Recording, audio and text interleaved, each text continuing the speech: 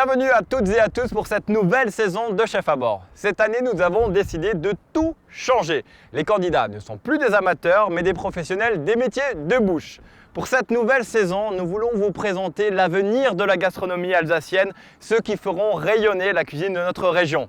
Ils seront 12 au départ, mais il n'y aura qu'un seul vainqueur, qui au sortir de la finale qui se déroulera sur l'un des bateaux de la compagnie Croisier Europe sera déclaré grand espoir de la gastronomie alsacienne. Pour plonger dans le grand bain de cette nouvelle aventure Chef à bord, je vous propose de découvrir quelques images de l'émission. Le plus grand concours culinaire alsacien revient pour une saison encore plus intense. Ouais, j'ai tout. Prends une pince pour travailler. J'ai aucune idée de ce qui nous attend. C'est pas ça, putain. Avec 12 candidats, non plus des amateurs, mais de vrais professionnels de la gastronomie alsacienne, prêts à en découdre pour décrocher la première place. C'est un nouveau challenge qui m'attend et j'ai hâte de le commencer, quoi. Tu es sûr de pouvoir sortir ton plat comme il faut? De me concentrer sur le reste pour les assaisonnements et ça va. Je pense que la rigueur et la maîtrise de soi sont importants ici. Il vous reste 45 minutes. Il va falloir être bon. 4 épreuves les séparent de la grande finale. Toutes différentes, elles mettront au défi l'imagination et la concentration de nos candidats. Ils seront éliminés tour à tour jusqu'à ce qu'il n'en reste qu'un qui sera déclaré grand espoir de la cuisine alsacienne. Vous savez maintenant à quelle sauce seront mangés nos candidats. Ils sont 12 espoirs de la gastronomie alsacienne, 12 à vouloir en découdre.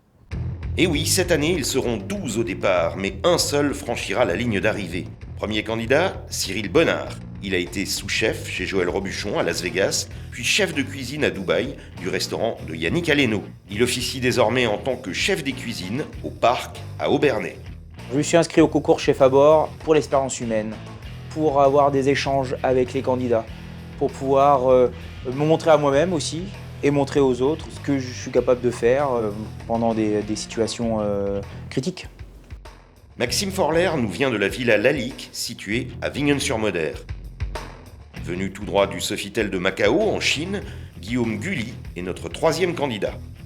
Après être passé à l'escaloquet, Alexandre Audenschild reste à Strasbourg et travaille aujourd'hui comme seconde cuisine à la corde à linge.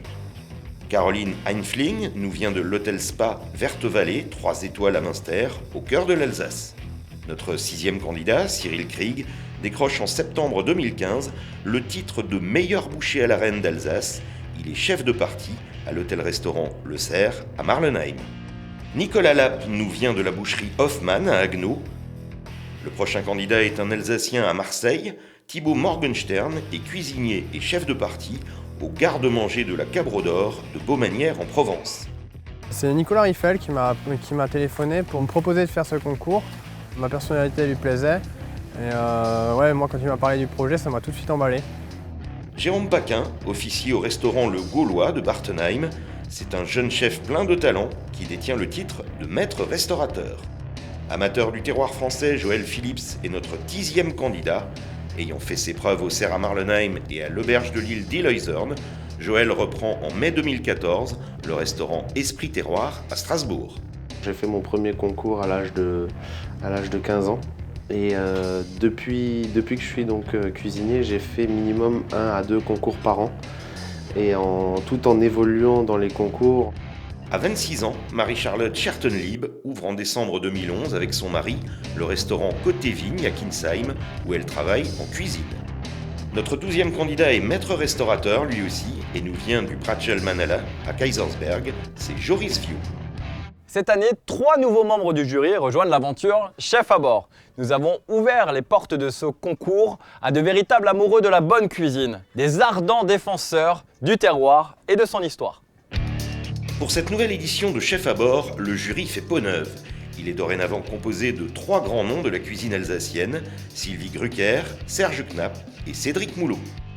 Sylvie est chef du pressoir de Bacchus à Mlinchwiller, petit village de 300 habitants situé au sud du Bas-Rhin.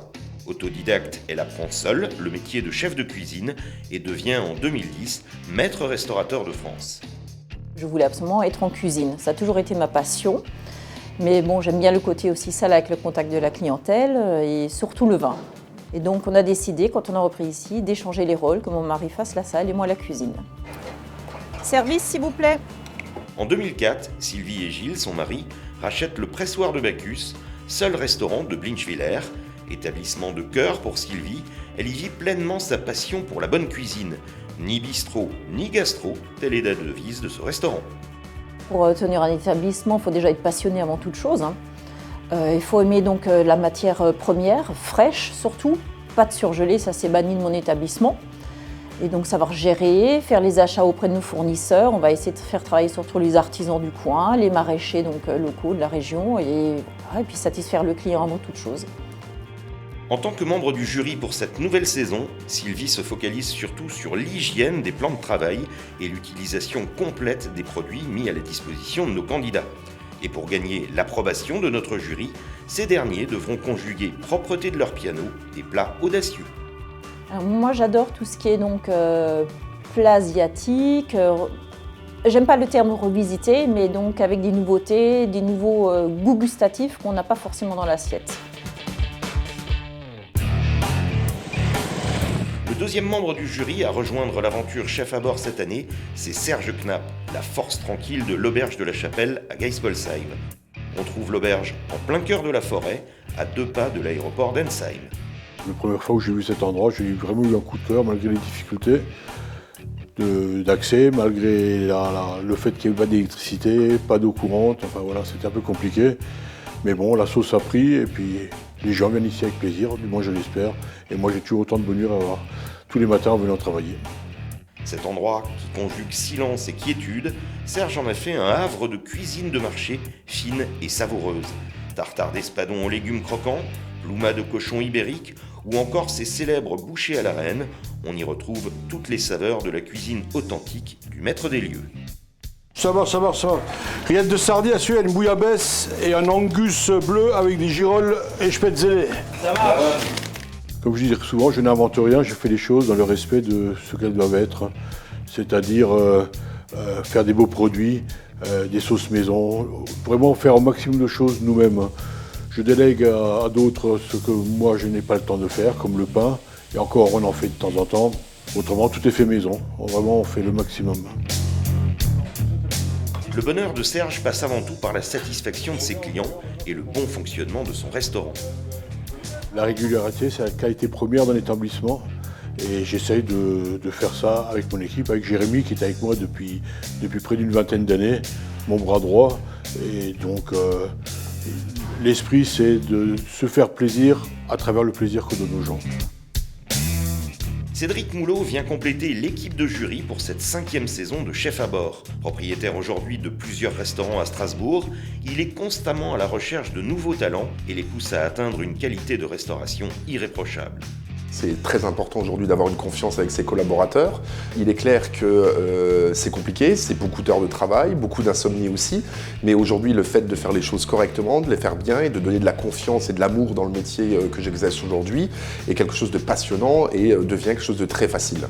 Cédric Moulot attend de nos candidats rigueur, concentration, mais surtout créativité tout au long de l'aventure. Un bon choix de produits, bien travailler des produits de saison, bien les cuisiner, la texture, l'assaisonnement, nous surprendre aussi, je pense que c'est ce qui est important aujourd'hui, c'est de pouvoir nous surprendre. On va goûter plusieurs plats et je pense que c'est celui qui va donner ce côté un petit peu magique dans l'assiette qui sortira du lot. La même recette faite par 3 candidats différents donnera 3 recettes différentes et là c'est le cas tout le temps et c'est ça qui est merveilleux dans la cuisine. Je pense qu'il va falloir avoir beaucoup de caractère dans le plat pour vraiment séduire un jury. Nous sommes au lycée d'hôtellerie et de tourisme Alexandre Dumas à Heilkirch. Cet endroit a formé certains de nos meilleurs cuisiniers alsaciens et quoi de plus normal que de revenir ici pour la première épreuve de Chef à bord. Allez, on y va, on retrouve nos candidats et notre jury.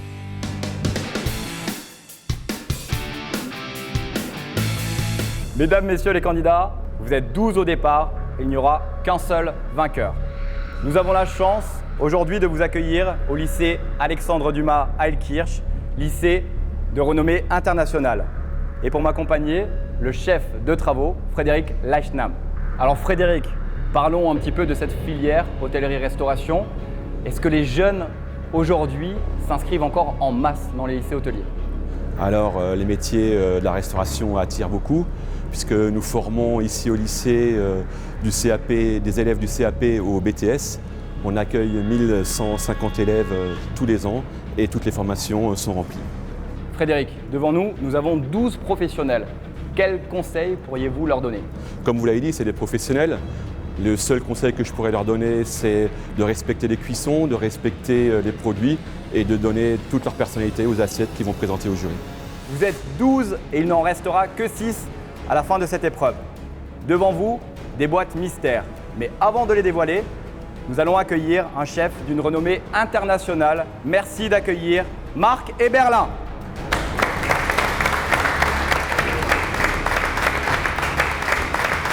Quand je l'ai vu arriver, j'ai vu qu'il allait avoir du niveau et que ça allait être un beau challenge. C'est quand même un très très grand monsieur de la cuisine alsacienne qui nous représente. C'est un grand chef, donc le voir arriver, c'était vraiment quelque chose d'extraordinaire, quoi.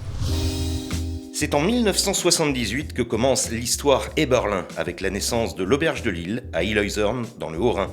Depuis ses débuts, 5 générations se sont succédées derrière les fourneaux. En 1967, l'auberge acquiert sa 3e étoile au guide Michelin, qu'elle possède encore aujourd'hui. Marc Eberlin entre au restaurant en 1976, rejoignant son père en cuisine.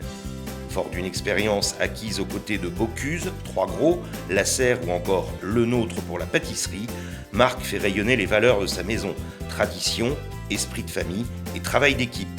Et à la carte, il y a une langoustine pour suivre un chevreuil. Oui. Sa cuisine s'inspire directement du terroir alsacien. Saumon soufflé, mousseline de grenouille ou encore truffes sous la cendre. Ces plats imaginés par Paul Eberlin, le père de Marc, font aujourd'hui la renommée mondiale de l'Auberge de Lille. Avec sa carte qui évolue chaque saison, suivant l'inspiration et les voyages de son chef, l'auberge attire toujours plus de clients venant du monde entier. La présence de Marc Eberlin comme parrain et membre du jury pour cette première épreuve place la barre bien haut pour nos 12 candidats. Alors Marc, peut-être un petit conseil ou une petite astuce à donner avant de lancer cette première épreuve. Alors bon, le petit truc, je pense qu'il faut avant tout pour moi respecter la cuisson du produit, mettre le produit en valeur, le goût et l'assaisonnement, c'est pour moi les choses principales. Et essayez d'être très juste dans votre présentation aussi. N'allez pas trop dans des présentations qui vous prendront trop de temps. N'oubliez jamais que l'important dans la cuisine, c'est les produits. Pour cette épreuve, on a été gentil. On vous a préparé des boîtes mystères, un panier garni. Il va falloir utiliser tous les ingrédients que vous allez découvrir dans cette boîte mystère. Je vous rappelle également que vous avez un Economa qui est mis à votre disposition.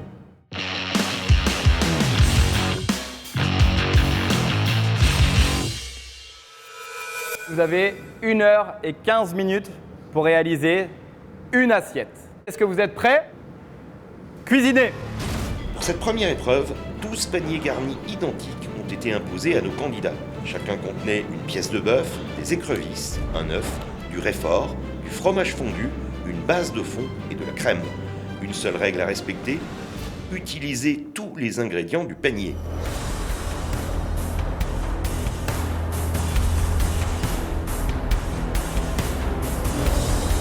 Je construis la recette au fur et à mesure dans ma tête et au fur et à mesure que je vois les produits, il y en a que j'ai envie de travailler plus que d'autres sur le moment, donc c'est comme ça que je construis ma recette. Une chance sur 2 pour nos candidats de passer à l'épreuve suivante. Seul challenge à relever, séduire les palais des membres du jury. Mélange sucré-salé, acide, amer, peu importe. Le résultat, il n'y a que le résultat qui compte.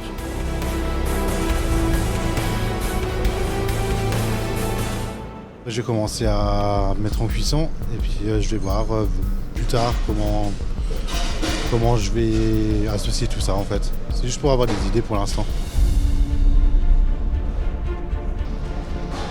On va partir sur un tartare avec des légumes crus en copeaux. Et, la difficulté, ça va être d'intégrer les écrevisses avec le bœuf. J'ai fait mes œufs confits. J'ai réalisé une chapelure également, où j'ai rajouté du persil dedans pour la rendre plus verte. J'ai fait un jus de viande dans lequel j'ai rajouté les carcasses d'écrevisses. Vous avez fait que revenir avant un peu les carcasses. C'est bien, c'est là qu'elle gagne un peu de goût. Pour le tartare, j'ai utilisé le réfort ainsi que le kiri avec un peu de crème et de l'huile de sésame pour l'assaisonnement. J'ai réalisé également des copeaux de légumes à cru que j'ai juste assaisonné d'huile de sésame et de fleur de sel. Ça va le faire. Alors le panier est chouette, il y a 2-3 éléments un petit peu perturbants, voilà c'est le jeu. Maintenant il faut savoir intégrer tout ça de façon harmonieuse. Je vais faire une petite bisque, plutôt garder comme un bouillon et cuire mes légumes dedans. Je trouve ça original et puis comme ça, on pourra se démarquer un petit peu en faisant ça.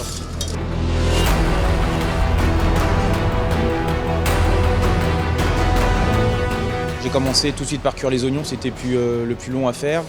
Ensuite, mariner la viande de bœuf au vin rouge. J'ai préparé la farce pour les oignons, c'est-à-dire retirer l'intérieur des demi-oignons qui étaient cuits auparavant, mélanger avec une duxelle de champignons liée à la vache qui rit. Ensuite, le filet de bœuf, une fois qu'il était mariné, j'ai les panés à l'anglaise avec de la polenta et du poivre séchant concassé. La première fois que je fais ça, je ne sais pas ce que ça va donner. Je prends un risque un petit peu, je sais pas.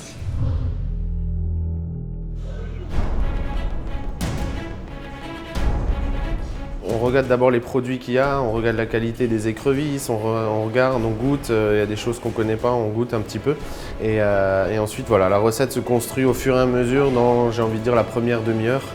Et puis derrière, comme on dit dans le métier, on tabasse le reste du boulot pour arriver à un quart d'heure de la fin, tout avoir prêt et puis vraiment fignoler le dressage pendant 15 minutes. Je m'appelle Joël Phillips, j'ai 28 ans et je suis chef de cuisine propriétaire du restaurant Esprit Terroir à Strasbourg. La passion du monde culinaire de ce jeune étoilé ne date pas d'hier. À 10 ans, il s'intéresse déjà aux plats à base de produits de la ferme, concoctés par sa grand-mère. Ma grand-mère était vraiment une très très bonne cuisinière et j'ai appris très tôt à cuisiner uniquement des produits frais, donc de la ferme, de leur production, et puis pour moi c'était logique de rentrer dans la cuisine. Qu'elle soit sophistiquée au restaurant ou simple à la maison, la cuisine fait partie intégrante de la vie de Joël. C'est sa deuxième femme, la cuisine. Il en parle tout le temps, il en fait tout le temps. Dès qu'il fait quelque chose, il dit tiens, je pourrais le faire en cuisine. C'est tout le temps, il ramène toujours tout à la cuisine. Habitué des concours, Joël gère également le stress à chaque service dans sa cuisine. Quand on est en cuisine, on a toujours un petit peu d'adrénaline, c'est un peu l'excitation avant le début du service parce qu'on ne sait pas trop où on va.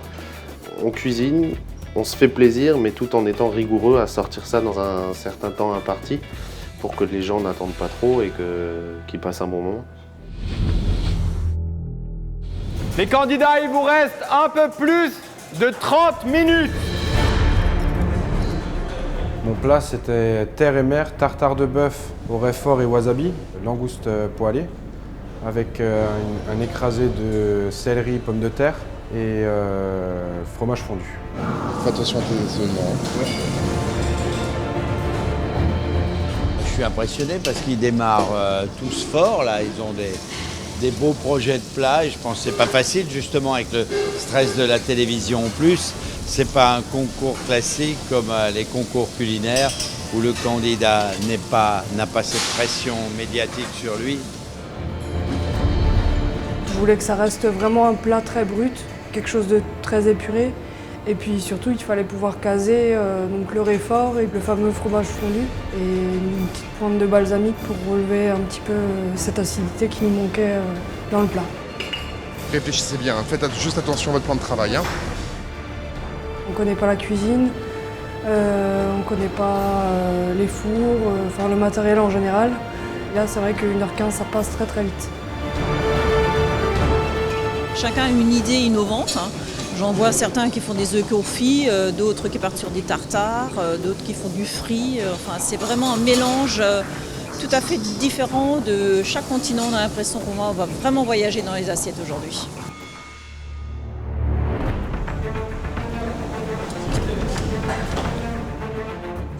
Le plus important, c'était de démarrer le bœuf en cuisson pour faire un effiloché. En fait, ça a besoin quand même de au moins 1 heure de cuisson.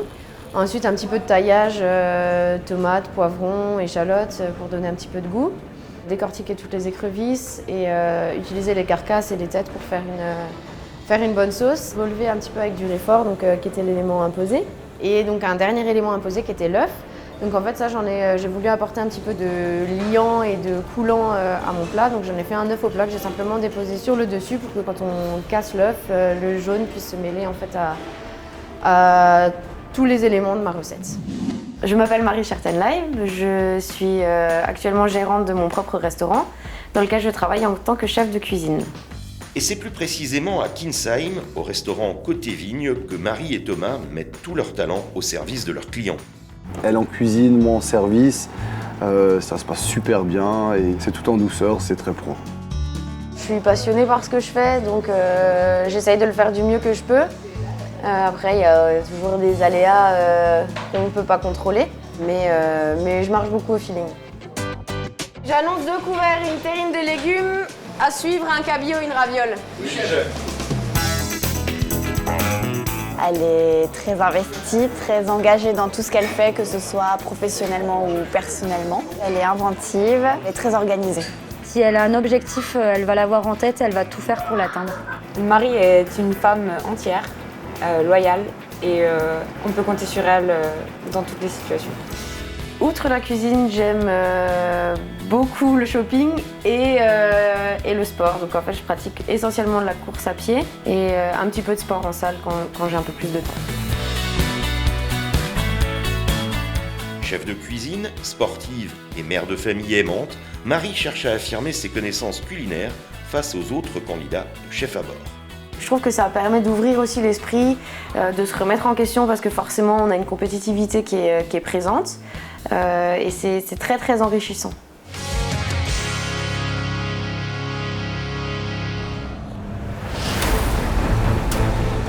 Le temps suffisait, après il fallait rester dans la simplicité, donc si on partait trop loin dans trop de préparation, on se perdait par rapport au temps, donc rester dans la simplicité et s'éclater. Il fallait passer tous les ingrédients, rien oublier, essayer d'éviter d'être ni trop tard ni trop tôt, faire quelque chose de propre qui soit cohérent quand même. Il faut essayer de rester sur une même ligne directrice pour arriver à être dans les temps et avancer correctement. Quand on est dans sa cuisine, on fait ça plus sereinement, on se prépare à l'avance. Alors que là, la difficulté, c'était surtout en 1h15 de savoir ce qu'on veut faire et puis et les cuissons, quoi.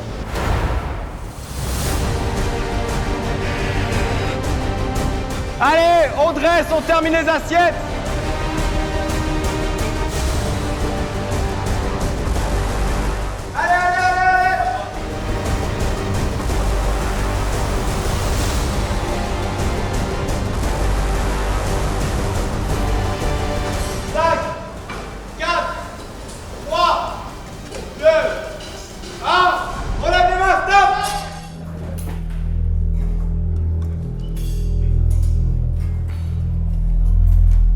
En fait, j'avais préparé un œuf confit et je voulais le mettre vraiment à la fin. Manque de temps, ben voilà. J'ai utilisé tous les ingrédients qui étaient imposés. Pour moi, c'était l'essentiel et je suis content d'avoir terminé. J'ai rien sur l'assiette, donc je suis déçu, quoi. J'ai eu le temps de tout goûter, de tout fignoler, le dressage, donc c'est top. À présent, les candidats, les membres du jury vont venir vous rendre visite et déguster vos plats. On y va. On se le partage. Oui, La cuisson est bien. Elle est bonne la pomme de terre, très bonne. La pomme de terre est très bonne, hein. La farce est excellente. Hein. Elle a la pointe d'acidité là dans la farce, c'est très très bon. C'est parfait. Allez. Joris, la purée de carotte est très bien assaisonnée. La carotte. Oui, je suis en train de voir la viande. Elle est tendre. C'est que la carotte est excellente. Marie. En tout cas, c'est goûtu, hein. Le caractère. Ouais. L'assaisonnement est bien. C'est une cuisine de caractère. Hein. Oui. C'est bon. On y revient, hein. Surtout avec les écrevisses que vous aviez, bravo. Oui. Et le bœuf en plus. L'équilibre du plat est superbe. Oui. Sincèrement, hein. Bien vu. C'était un plat très gourmand en fait. Je pense qu'ils ont dû trouver ça assez sympa. Vas-y, ladies first. Chouïa d'assaisonnement. Un chouïa de cérum. Je suis prêt, on va terminer. L'air du temps, hein. Bien. Maxime. Où est l'œuf? L'œuf dans la tuile que j'ai pas eu le temps de mettre. Ah, d'accord. Un peu bleu? Oui. Ça manque de cuisson, oui. Il y a beaucoup de sel sur l'endroit que j'ai eu, il y a beaucoup de sel. Manque d'assaisonnement, un peu le bœuf. Oui. Clairement. Là aussi. Et l'œuf est dans le tartare. Hein. Très bien. Guillaume. C'est super ça. C'est super, un beau plat. Ouais, c'est très très beau. Surprenant le fromage avec la tapenade, mais le mariage est super. C'était juste pour relever un peu parce Ouais, que oui. ta partie C'est le c'est fromage, fade. ouais. Donc vu que j'ai des légumes, Ouais, oui, oui. je me suis dit, Les nids sont beaux et bons. Ouais, il y a du travail. Cyril. Bon, bien assaisonné. Le wasabi donne bien du peps sur le... Elle en est bonne, hein. C'est bon. Ok. Caroline. Les légumes ne sont pas cuits, hein. Il manque un chouïa de cuisson pour les légumes. On Tu mettra, recuis les légumes, mais... Ok. Je pense qu'avec les éléments qu'on avait, il y avait moyen de faire quelque chose de pas trop mal. Après, c'est vrai que ça manque de fignolement par rapport à ce que j'ai l'habitude de faire. Alors, il n'y a pas eu le temps de finir. A priori, tu n'as pas eu le temps de finir. On va goûter quand même. Dommage. Voilà. Alexandre. On y va. L'assaisonnement est bon. C'est largement assaisonné. Hein. C'est très bon ça. Un petit légume croquant, là, c'est super. Ça. Je pense que c'était relativement positif. Ce qui était important pour moi, c'était l'assaisonnement. Ils ont été sensibles à ça.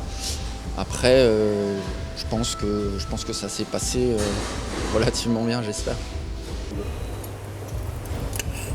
La pâte aux oignons est bonne. Très bonne. C'est excellent ça. La coupe a du goût, hein. Ouais. Mais le poivre, ouais, c'est pas ça. Le poivre, il y a du goût, hein. C'est pas évident, là. C'est goûteux, hein. Ouais. Très bon, parfait. Ouais. On va se retirer pour délibérer. Ça marche, chef. Candidat numéro 1. Propreté. Propreté, netteté, il n'a rien gâché. Niveau déchets, il n'y avait rien du tout. À la poubelle, c'était impeccable. Le 10, ah oui, c'est le pauvre qui n'a pas eu le temps de finir, il s'est planté. Il s'est planté complètement. Il a laissé, il n'avait pas d'œuf. Mais depuis le début, il n'était pas organisé. Il était en mode galère. Il ne savait pas où il allait. Ouais. Alors le 5, là il y avait les betteraves qui n'étaient pas assez cuites. Ouais, c'était pas cuit les légumes. Les légumes, ils n'étaient pas assez cuits. Et la viande était très bleue. Hein. La viande a été très très bleue.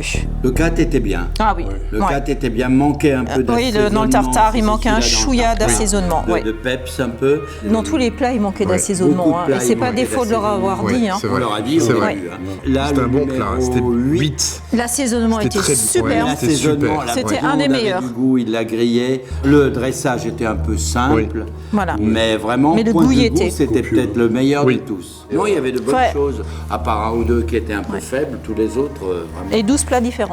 Et 12 plats différents. Même ingrédients, 12 plats différents. C'est ça qui est Mais génial. dans des concours, souvent même avec la recette, il n'y a pas de plat pareil.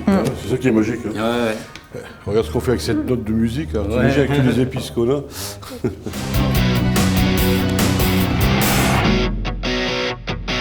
1h15 pour réaliser une assiette avec des ingrédients mystères. Beau challenge relevé. Les candidats que je vais appeler vont avancer d'un pas. Caroline, Maxime, Jérôme, Marie-Charlotte, Joris et Nicolas. Moi, je suis très regardante, surtout donc, sur l'esthétique des assiettes et la cuisson. Voilà ce qui a été vraiment un critère de sélection. Je pense que certains candidats, il faudrait vraiment marquer, s'affirmer à travers le goût un petit peu. Hein. C'est vrai que des fois, les plats sont un peu fades comme ça. C'est vrai qu'il y avait beaucoup d'assiettes où le produit était vraiment mis en avant. Malheureusement, pour les autres candidats, il y avait effectivement beaucoup de défauts d'assaisonnement. Malheureusement, pourtant, vous l'avez dit, faites attention à vos assaisonnements. Marc, il me semble qu'il y a eu un coup de cœur du jury. Il y a une assiette coup de cœur du jury, effectivement, Nicolas, et c'est l'assiette de monsieur Cyril Bonnard. Comme vous l'avez compris, la ligne de Cyril Bonnard continue l'aventure. Marc, à très vite. Merci en Nicolas, tout cas. bravo à tous en tout cas, et bonne chance pour la suite. C'est donc Joël, Thibaut, Guillaume, Alexandre, Cyril Krieg et Cyril Bonnard qui participeront à la seconde épreuve de chef à bord. Plus d'expérience à venir et de challenge et de compétition, voilà, c'est ce que j'aime et je suis très content, très content de poursuivre l'aventure. Quant à Marie, Joris, Maxime, Jérôme, Caroline et Nicolas, c'est ici que s'arrête pour eux l'aventure.